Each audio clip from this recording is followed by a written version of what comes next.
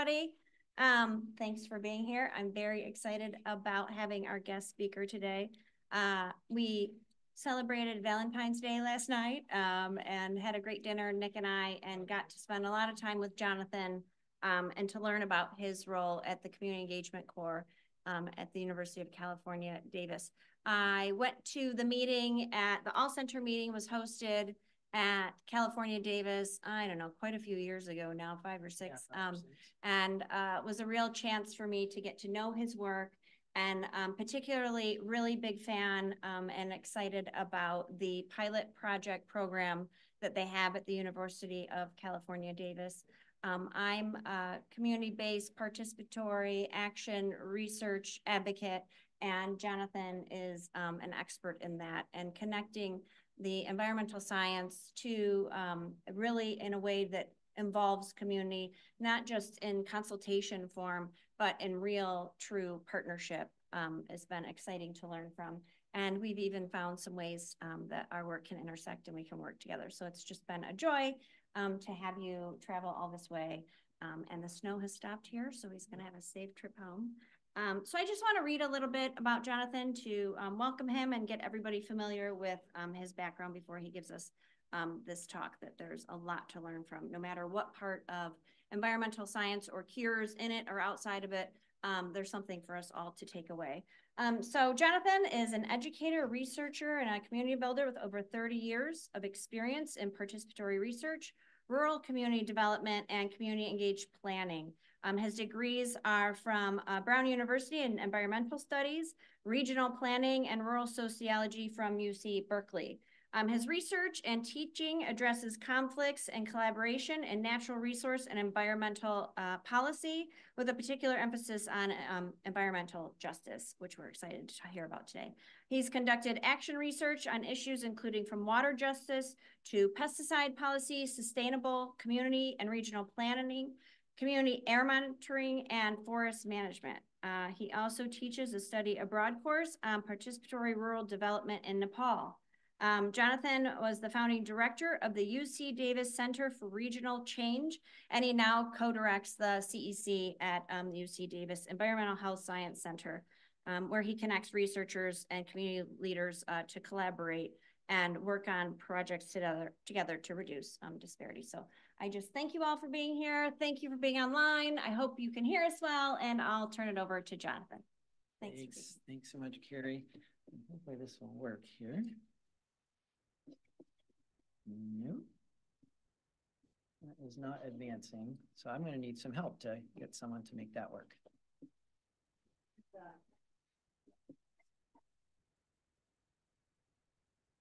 I might have stand up here for 50 minutes.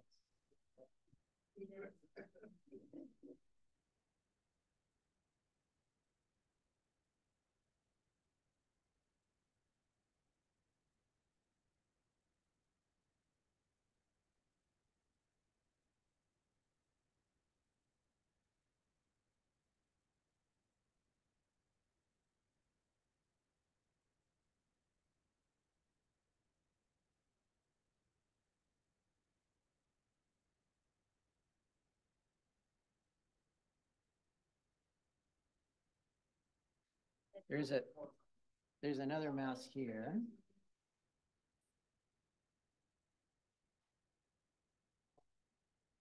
Yeah, but this doesn't work either.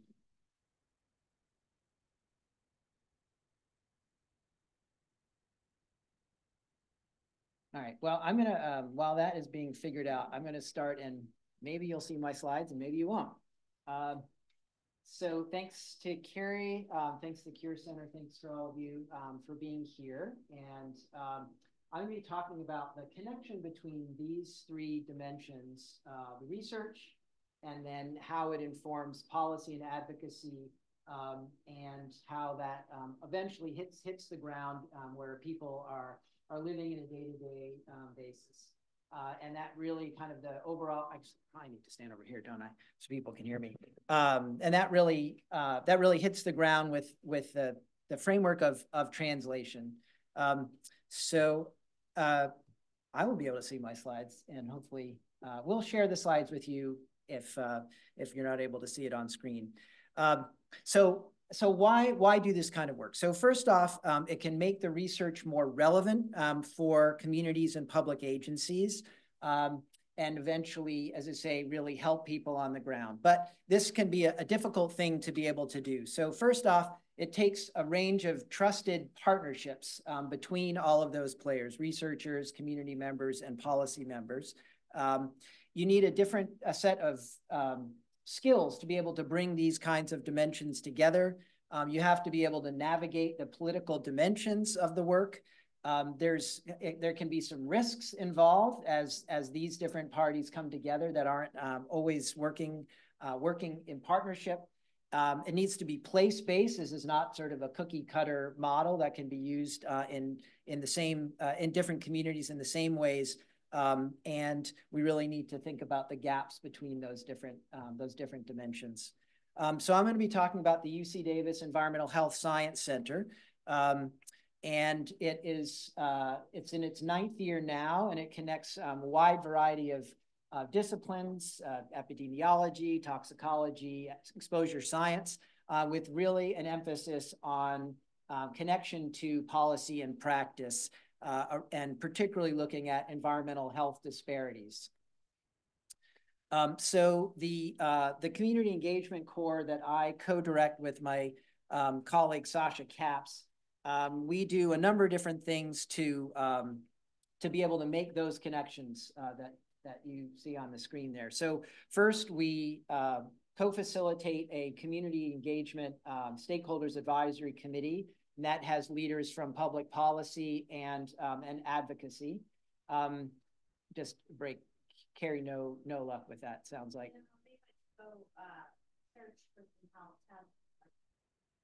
Okay. Yeah, that's okay. So we have that community advisory group that brings together policy advocates and policymakers, and they guide the research center to be able to be relevant to community concerns. We also help guide the pilot program to be able to be responsive to community interests and community concerns, and I'll talk a little bit about how that works. We bring together multiple disciplines from environmental science, physical science, humanities, and social sciences. To make sure that these connections happen, we do capacity building both for the researchers, so they really know how to do that community engaged research, because that's not something that's typically taught in graduate school, unfortunately, unless you're doing your kind of program in educational leadership. But often in the environmental sciences and health sciences, that's not the case. So we do training for capacity building for researchers, and also capacity building for community members and community organizations, so that they understand. The way we put it is, they're not going to train them to be environmental health scientists, but we're going to train them to be to know enough to be dangerous. That is to say, dangerous from the point of view of shaking up the status quo and making sure that the research gets out of the academy and into the streets, into the communities where it belongs. And so that mutual capacity building is really crucial. I talked about that already. So one of the key ways that we do this is every year we develop and then over time modify a set of community research priorities. And so our community advisory board and our CSTAC chair structure, are you gonna? Okay, so soon you may see my slides, but I'm gonna keep going. So each year we create and modify this plan. So we have now about a 60-page document, and it has a wide range of topics from air pollution, water pollution, pesticide, toxics. And so it's broken down first by topic, and then by the policy context, then very specific research questions that community groups are looking for, and then an inventory of the different kinds of community organizations that are engaged in that research. So if a researcher is going to be applying to our pilot program and they're interested in, a project on ultrafines or pesticide toxicology or whatever it is, arsenic in water, they can go to this community research priorities and find, what are the specific questions that the community groups are looking for? How can they use, as you were saying, Graham, the machines that go bing in their labs, how can they tune up those machines to actually be addressing the issues that community groups are most interested in, and actually find organizations that they really want to work with. This community research priorities is distributed with the call for proposals. So all of the researchers see this as a roadmap for themselves, and alignment with the research priorities is a scored criteria in the pilot program itself. In terms of the pilot programs, there's 3 different models. One, or two of them are a bit more of the traditional researcher-initiated projects, and for those, the pilots are scored. If there is community engagement, they get a positive score and it's incentivized. If they don't do it, they can still get through, but they miss that incentive score. So those that are really high quality from an NIH perspective and from a community perspective will rise to the top. So those are sort of for the traditional models, but each pilot cycle, we also have a community-based participatory action research, CBPAR, track. And for that, the researchers have to work with a community partner to co-design the research. Often the community partner is a co-PI with the university researcher. It's a $60,000 grant over 2 years. At least $10,000, and that's a floor, needs to go to the community partner. In many of the cases, they're actually more, as I say, that's a floor. So in some cases, it's half goes to the community partner. It depends on the role, but it's really making sure that the partners are well-resourced, they're able to be honored for their expertise and compensated for their time. A few of the different kinds of projects that have come out of this over time have included a colleague, Beth Rose Middleton in Native American Studies, worked with the Yurok tribe in Northwest California using silicon wristband technologies to look for evidence of industrial chemicals that have been applied to the forest land and then entering the bodies directly of the indigenous people there, as well as the food supply like salmon. We've had a project using, bringing professors from computer science and Chicano studies and the director of Californians for Pesticide Reform on an app that would provide a community notification when there's agricultural pesticides applied near farm worker towns, so people can learn how to protect themselves. We have a current study with Nick Spada from the Air Quality Research Center, and they've designed a sort of AI-generated tool that captures PM from coal trains that go through the industrial area in the Greater Bay Area, and they're able to turn on basically when a coal train is coming, capture the air, and then be able to turn off when there's nothing there. So it's getting real-time data, and they're working with advocates who are working on refinery issues. And we've worked with professor in my department, human ecology, Claire Cannon, on a multimedia assessment of environmental health impacts in a small researcher town, looking at air, water, blood samples. And there's actually a film with exactly that title, Air, Water, Blood, a documentary that's on our center website. I want to just back up just for a moment and talk about the continuum of different kind of research models. So our group is always trying to dial up the amount of community engaged research and the amount of community engagement in the research. But we also recognize there's a wide continuum of different models of that kind of research. So at the far end, we'd call helicopter science, where the researchers take off from the university, come into the community, pull out the research, and go back. So we're trying to get away from that. But as you go forward, there's more of a place-based approach, more community consultation, then community decision-making, and then ultimately community control and ownership. And that's where you get to the CBPAR model. And so our approach is to start where the researcher is and not have them jump right into a full CBPAR model, but build their capacity over time, build the community capacity over time, so that when you are at that full community ownership model, both the community and the researchers have the capacity needed to be able to be successful.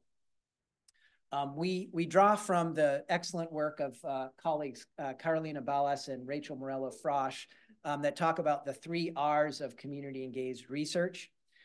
So those are relevance, rigor, and reach. The argument is that community engagement in that kind of research improves all of those dimensions.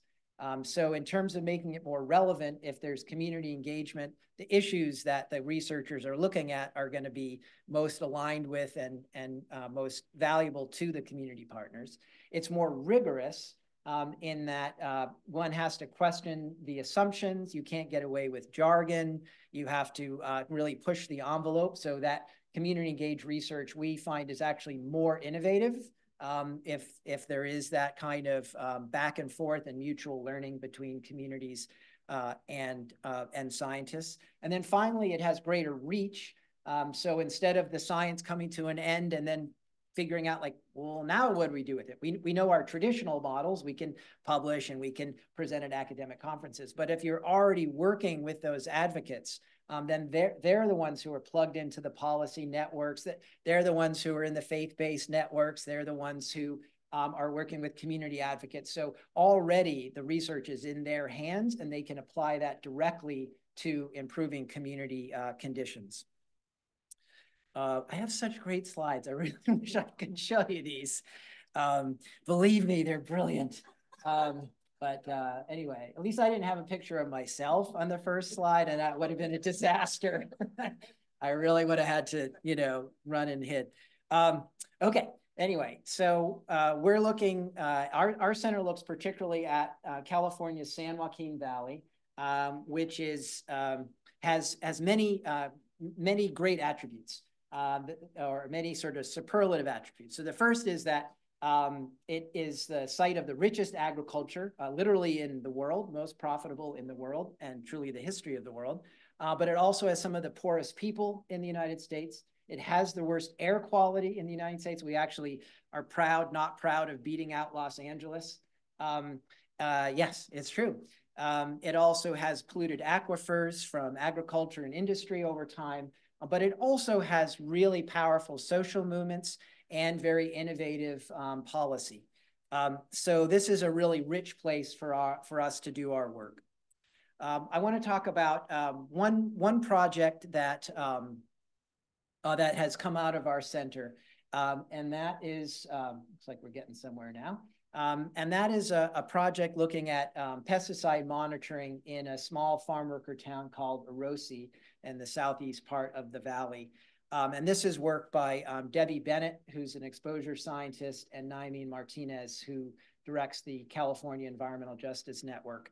And so the intention of this project was to be able to monitor in real time and ambient conditions pesticide exposures in the community. So they fitted out community members with air sampling backpacks, and they walked around with those over a period of time during harvest season and growing season, truly.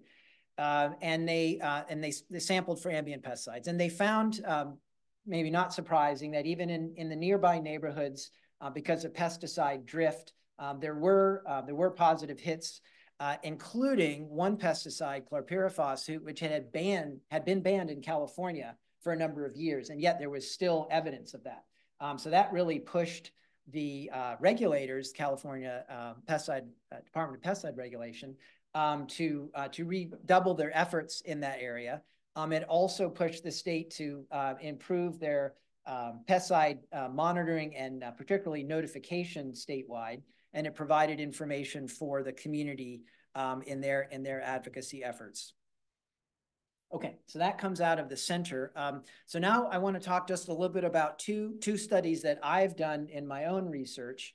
And so the first one is on assessment of a state policy called Assembly Bill 617, AB 617. That's intended to monitor and then protect air quality in the most disadvantaged and overburdened communities in the state. And it has a strong community engagement component to it, where it's supposed to be community-led, and it's supposed to obviously ultimately have community impacts. So we're interested in, well, how well is that working? How's it working?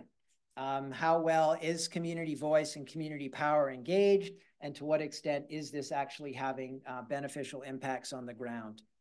And our intention was very much to be policy oriented. So this was built from the beginning with community partners like Naimeen Martinez, as I mentioned, from Central California Environmental Justice Network, but also the State Air Resources Board and the San Joaquin Valley Air Pollution Control District, so that we had a direct pipeline to be able to influence those. So yeah,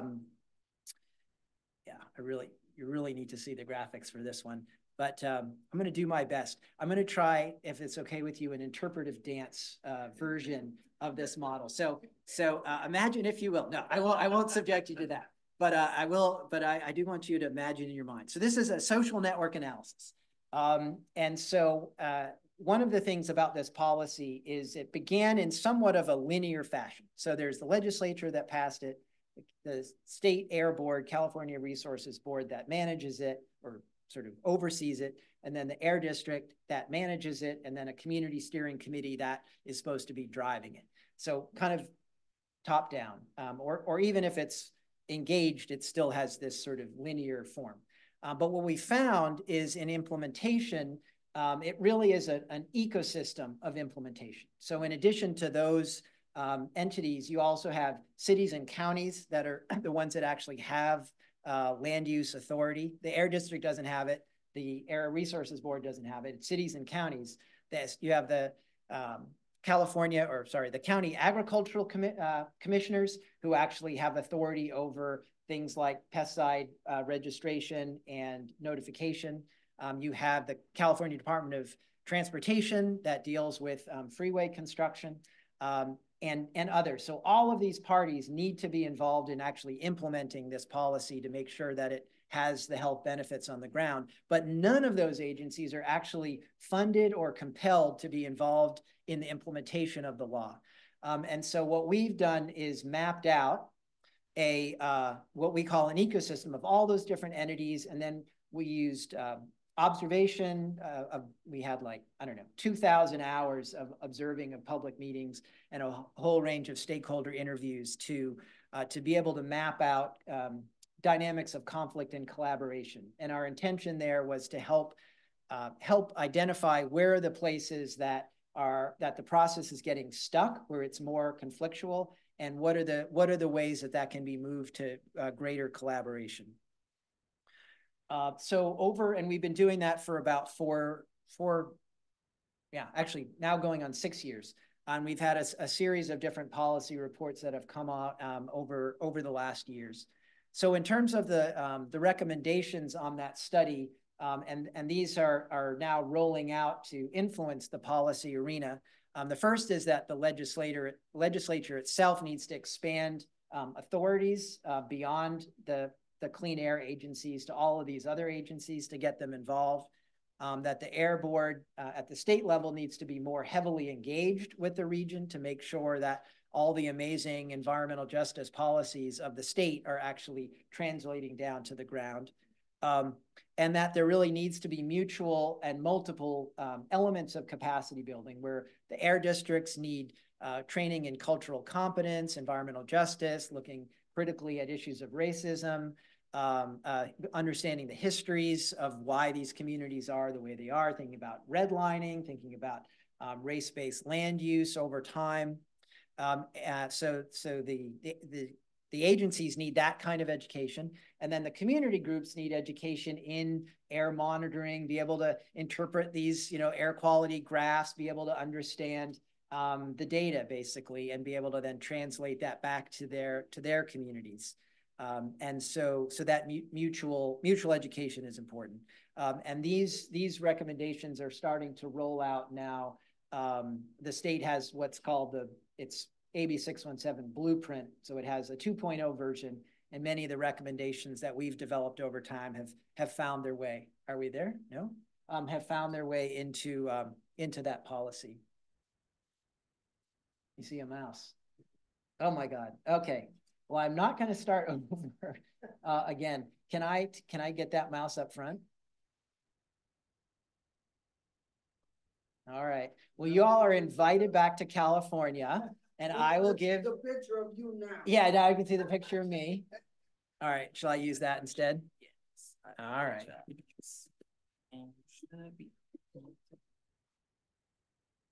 All right. I'm gonna. So this is what you missed. This is the community research priorities that you can get on our website. And I'm just, yeah, I'm gonna keep going. Yeah, yeah, it is not bad, right? Did you, these are the images in your mind. This one I really do want you to see here. Okay, he didn't do the dance. Where's the dance? No, yeah, where's the dance? Where's the dance? Okay, okay, yeah, that's the one. Nope, darn. Backwards. Except I want to go back. Gads. Why did that person leave? Oh, how do I go backwards?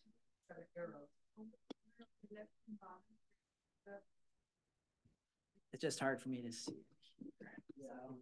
Oh, there it is. Is that you going? One more. Nope, the backwards. Oh, this one. Yeah, one more.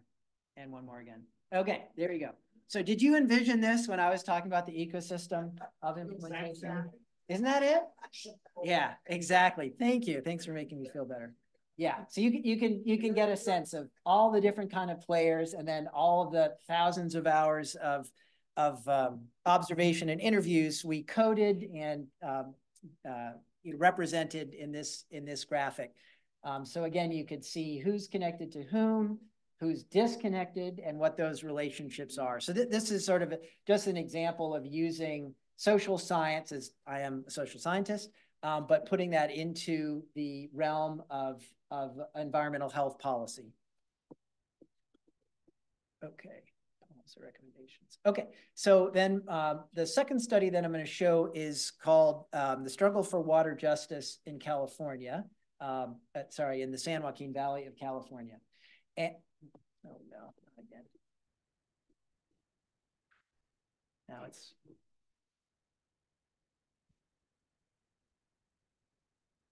Wow. Okay, so this was based on a community action research model, and our intention here was to identify and map the water quality and drinking water quality conditions in the most disadvantaged communities in the San Joaquin Valley, and intended to therefore, with those data, to be able to influence public policy and advocacy. This is a comedy of errors today.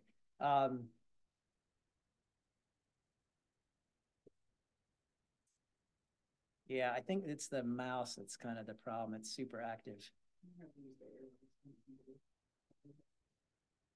Hey, look at that. Much better. See, you should be giving this presentation. What am I doing up here? But she keeps us on point. Okay, keeps us on point. Every center needs an expert like Rochelle. Okay, so as I say, this was a community action research model. So we worked with amazing community partners, some of the most prominent, actually pretty much all the most prominent water justice groups working in the San Joaquin Valley, as you can see here. And so we were focused particularly on what's called disadvantaged unincorporated communities, or DUCs. And just to kind of spell out what that means. So they're disadvantaged, so they're low income. They're unincorporated, So they're outside of a city limit, and they don't have a mayor or city council, they don't have police, they don't have a water system. They're dependent on the outside counties, which are often not very representative or engaged and listening to the voice of the local communities. And they lack basic infrastructure like piped water, sewers, gutters, streetlights, grocery stores, as we were talking about, sort of a food apartheid model. So these are places that truly are disadvantaged in many ways. So we ended up doing a number of different socio-spatial analyses of these communities. So the first one we wanted to know about is where these communities are. So we mapped that. I won't go into all the details, but it was complex and cool.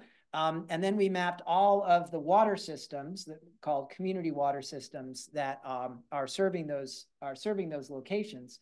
And we noted where are these DUCs served and not served. So the places in the dark colors are served by a community water system. The medium blue are only partially served, and those in the lightest blue are not served at all. So those communities are drinking well water, and because these are low-income communities, they don't have treatment generally, even like a reverse osmosis or something. So it's just raw drinking water from their domestic well. And since the whole San Joaquin Valley is essentially one huge polluted aquifer, that's pulling up arsenic and nitrates and uranium and industrial solvents. Oops, I'm gonna do this. So these are places so we've been able to target the places that are particularly at risk. The next question we wanted to know is, even places that are being served with those drinking water systems, who is not getting safe drinking water? And so in red, you can see these DUCs that are being served by polluted groundwater. And again, with all that sort of witch's brew of toxins that I mentioned. And these are spread out through the Central Valley. There's a particular cluster in Tulare County that's sort of in the southeast part of the valley, small farm worker towns. Many of them had started as farm worker settlements and workers' camps. And had been underinvested in over time, so not having the infrastructure. Some were urban centers or on the fringes of urban centers. In some cases, the cities would grow like an amoeba around those disadvantaged communities and not incorporate them, and leaving those communities without the kind of infrastructure, while the whiter and wealthier areas were getting the good stuff, the piped water and the clean water. And so that's the nature of the landscape of water injustice in the San Joaquin Valley. The last question, at least that I'll share with you today, is how close is safe water? So one of the things that we found when we were measuring the proximity of these DUCs with a water system that had clean drinking water was that they're actually quite close by.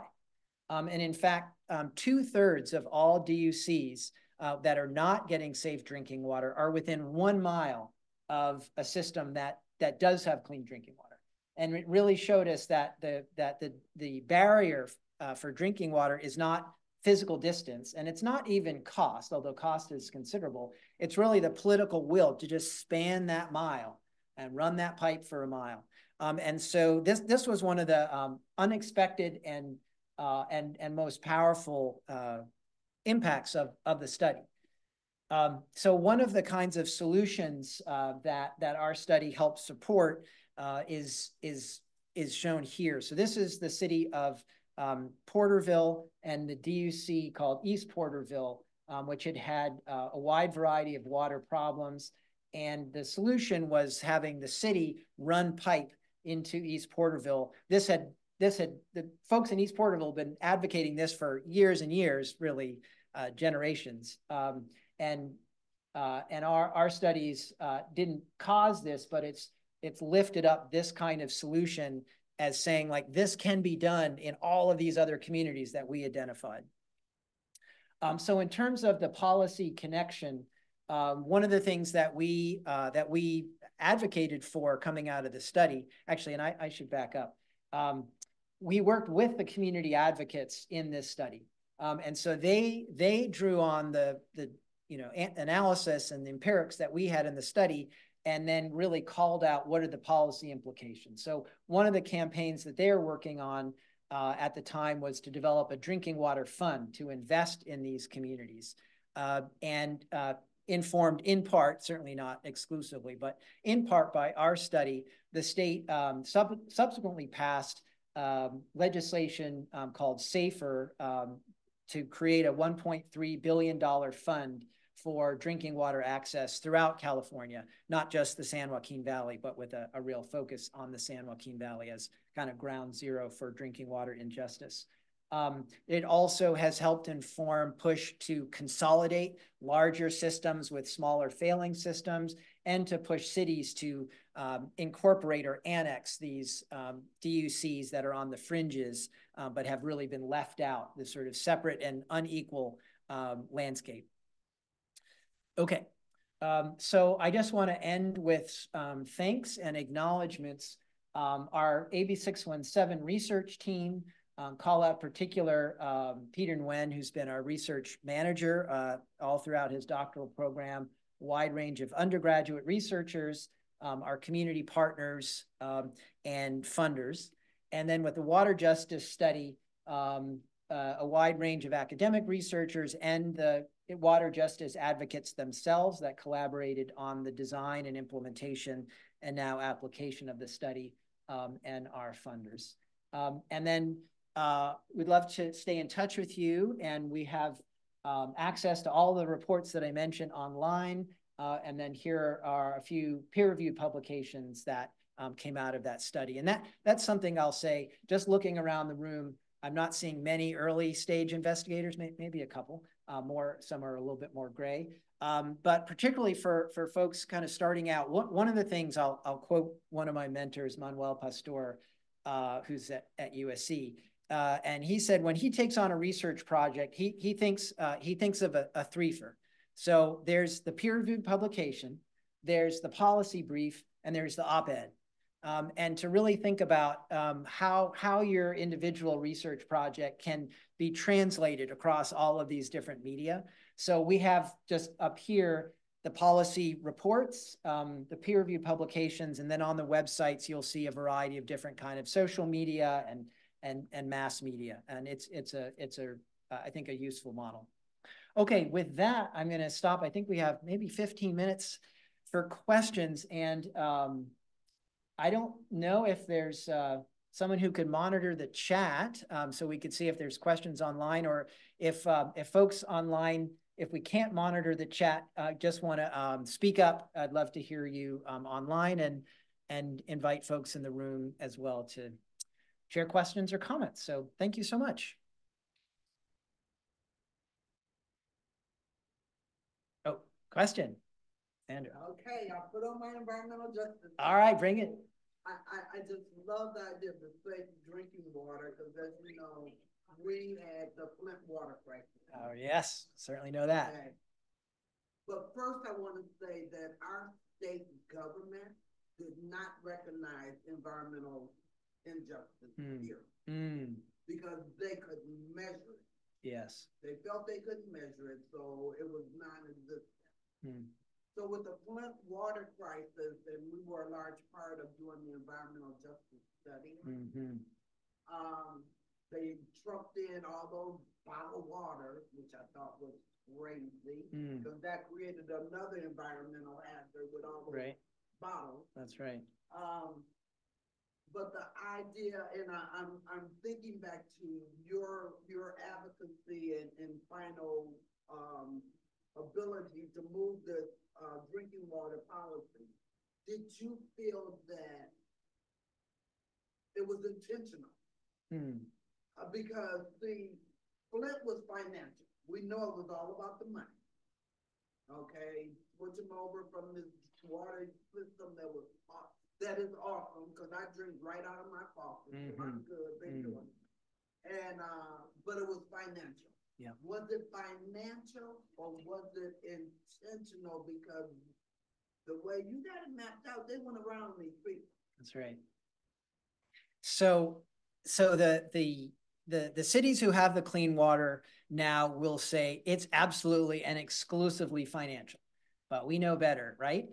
So these DUCs wouldn't exist without a structural racism, truly, that produced that landscape, whether it was industrialized agriculture that slotted its farm workers into these substandard housing outside of the cities, and the cities not taking responsibility for those, and the counties. There's a famous case in Tulare County, it's the 1972 general plan, specifically said, we will not invest in what they called non-viable communities. And hopefully that'll mean that the people will just leave. Where are they going to go?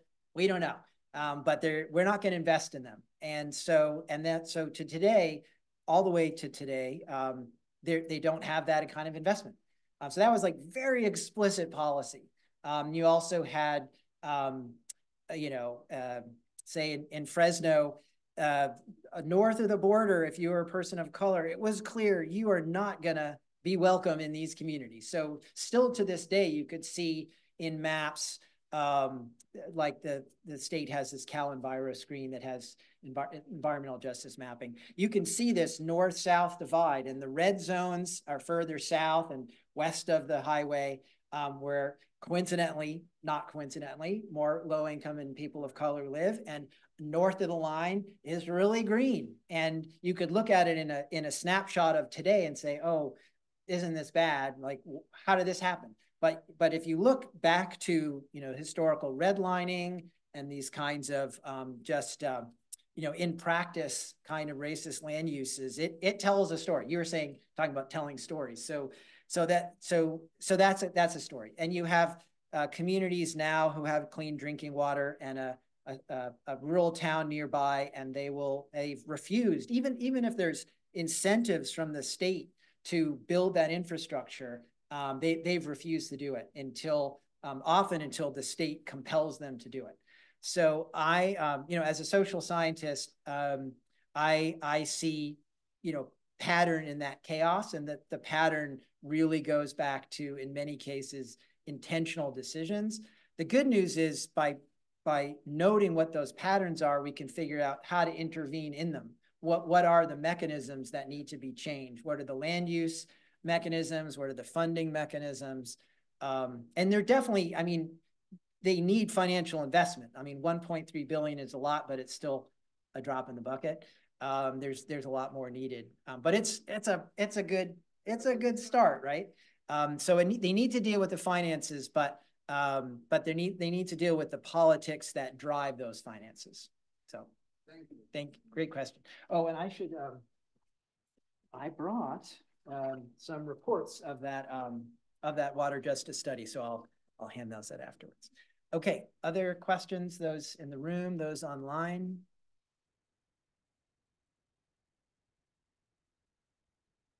Oh, yes, here first and then over here. Yeah. Right. So, is there a racial injustice there happening versus like in the U.S. and such communities?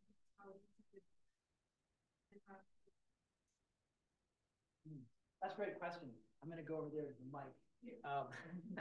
So people online can hear me. Yeah, I appreciate that question. So come to see me in about 9 months, and we have a book coming out on environmental justice in Nepal. And one of the things that we're trying to do is really describe or develop a new paradigm for environmental justice, using the kind of unique qualities in Nepal. So one key thing, of course, is caste that is prevalent there. It's actually prevalent in the U.S. as well, but not in as quite a systemic way as is there in India and so on. And gender has a different kind of quality as well. There's also significant indigenous groups and others. So yeah, so there's similar kinds of dynamics of marginalized populations being saddled with additional environmental contaminants, and then being marginalized from decision-making, and having their kind of cultural knowledge and ways of knowing not as respected as in other places. So we've actually seen some really interesting parallels and some really important distinctions, and understand that public policies and social movements need to be place-based. And so you really do need to take into consideration the differences. Same in like California, or, you know, our Central Valley in Detroit. Like there are models that could work in both places, but we really need to take into consideration the, you know, the motor city, you know, histories of Detroit and the industrial agriculture histories of California, if we're going to need to, if we want to understand what are the patterns of environmental disparities, and then what are the responses, and similarly in Nepal. So, yeah.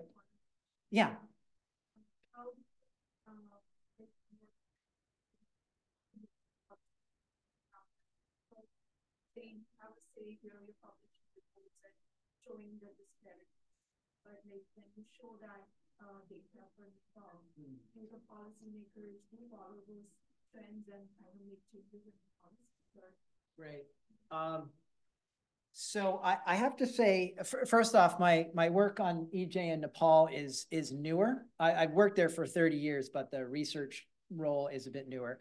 And I'm very much of an outsider. So I don't presume to give anyone policy recommendations there. And instead, it's really about working with the academics in Nepal and more recently, environmental justice advocates, and be able to support their scholarship to be able to do this work. And the book that I should really say, it's a co-edited book, but all of the chapters are written by Nepali scholars and activists. And that's really important to me as an outsider, that it's not, I mean, I'll be writing over time there, but my first priority is to support the scholarship and the activist networks there, and over time be able to build those relationships and trust, and to support their advocacy. Yeah, but you had a question too. Yeah, I wanted to ask about funding. Yeah. Both your work and the pilot project track you mentioned earlier. Yeah. I may have missed the connection. Maybe projects you were just talking about stem from your center of pilot projects. I'm not sure if those are just two distinct things, but in general, yeah, you know, with the NIHS centers, like movement towards NIHS funded research, but then I saw, I think it was on the previous slide, lots of different foundations. Right. Just curious about how you cobble together the funding for your work and for those pilot projects that get funded, if those are in addition towards the sort of funding that people end up getting longer term for those more CBPAR. Yeah. Yeah, it's a great question. Thanks for that. Yeah, I was a little sneaky in having a presentation that kind of did two things. So the first part really was about our P30 Center, and the second was just my own research as a environmental social scientist. So, so the research that I was showing didn't come from the center. It's actually a bit more like the research that I do in the community informs my work in the center, and has helped me develop partnerships with all of these EJ groups throughout the state. That then, when a researcher in our center comes to me and said, "I want to do something on water quality," I'm like, "Well, here's the 7 groups," and I don't just send them off to it, but I'll say, here are the groups. I will help you develop a partnership with those groups. So if you want to do something on arsenic in drinking water, you know, I'll connect you to the Community Water Center or Leadership Council for Justice and Accountability that's working on water. So it's kind of my own, that work has built my own capacity. But your question on funding is excellent. We've talked about this a little bit too. So criteria for the pilots are both NIH worthy, you know, foundations for an R1 or whatever the R you're going for, and really strong community engagement. And our argument is that they're not mutually exclusive. They're really mutually supportive. And so increasingly, you know, with NIHS in any case, like the Research to Action R1 and others, there is a requirement for community engagement.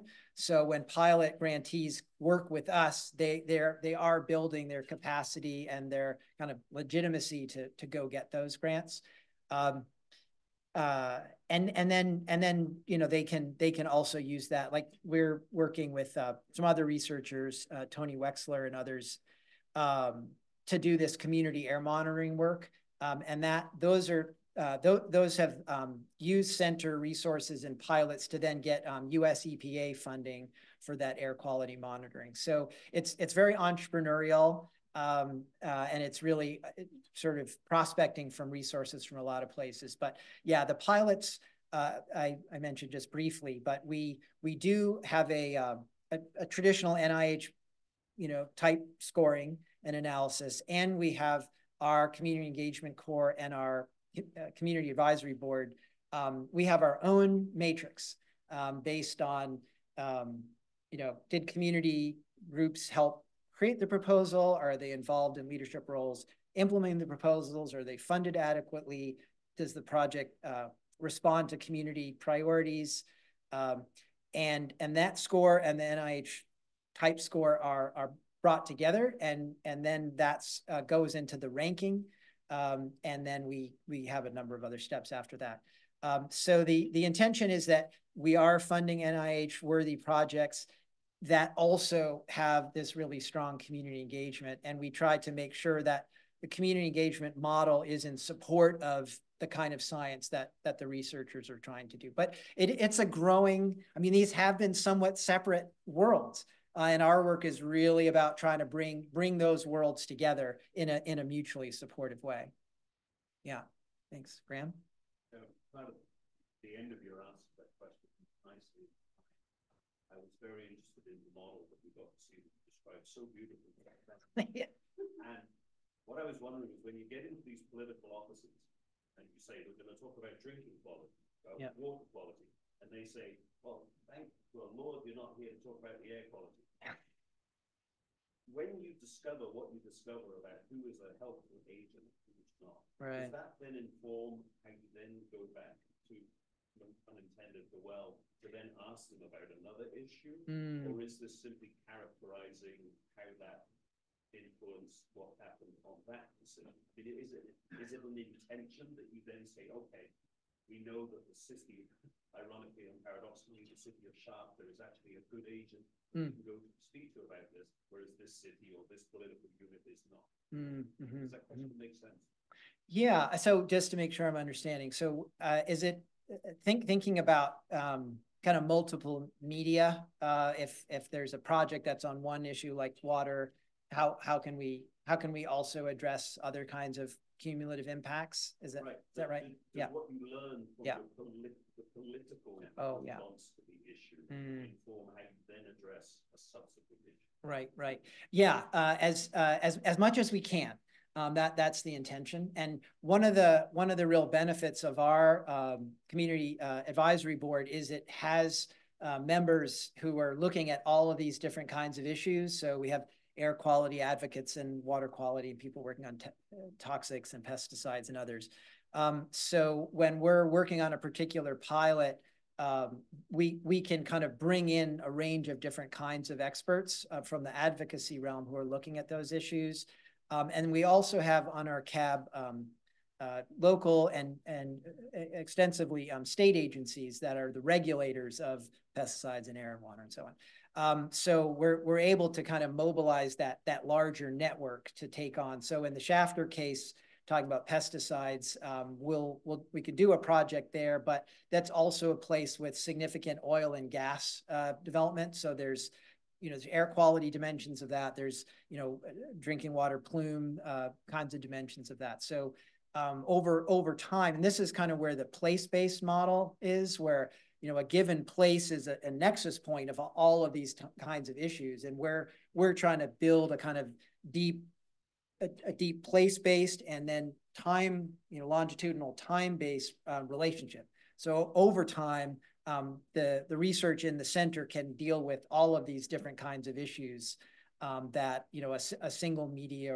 or a single researcher wouldn't be able to do. But it gets to the resource question there too. Like these can be big, expensive projects. So we go in cautiously, not to overpromise, but we do try to marshal as many resources as possible so that over time we can address these in all the different dimensions of the threats. Yeah. when you do collect all this data, how much pushback you get from like throughout the process, and after you show a proof that this region is like affected severely and something has to be done about it, but is there a pushback from government, or what is that? Right. Well, one of the benefits we have being in California is we have a very progressive regime. From the governor to the state agencies, with very explicit environmental justice policies and guidelines that are increasing all the time. So at the state level, I mean, there's some agencies, I won't name names, but there's some agencies that have a deeper connection to environmental justice, some less so. So there's some agencies that will kind of take the research and run with it, and some that there's sort of a bit more massaging to be done. But we found in general, the California state agencies have been quite supportive of the research. In some cases, some of the local agencies have been somewhat less so. But again, this gets to our point from lunch earlier, that if we come in with the numbers or sort of the research database, arguments, and then the stories of community members together, that's a really powerful package. And it's really hard to deny, like if you've got ambient testing of pesticides from the backpack study, and you have people talking about their own experiences of pesticide drift and their own health histories, it can be fairly compelling. Whereas one or the other alone is much less potent. So that's kind of the logic model coming together. Just before you go, Graham, are we able to tell someone in the chat? I'm in there. Are you in there? Can you read that, Rochelle? Yeah, I actually both because Oh. People post it. So can I do this? Maybe if we start, two of those are me. Tours are you? Maybe Oh my God. sharing, you can go to the chat. Oh, all right. Yeah, that sounds good. Let's try to do that. All right. And then we're going to go down here. Look at this. Brilliant. We can hear. Oh, people. All right. Yeah. Oh, there's my. On our way. Okay. Well, that's good to know. Okay. I think one of you had a question. No. Oh, back to you, Graham. Yeah. Okay. Just a very simple point. I mean, obviously, finally getting drinkable water, it can't be called gentrification, but it is going to improve the quality of life for people living there. It's going to improve the value of where they're living. There must be a dollar value that could be put on this in terms of where they're living as a value of property, but also for a decrease in the health costs of maintaining that population. Yes. I mean, you can really show an impact in a very specific way. Yeah, we haven't had a sort of a health economist in it.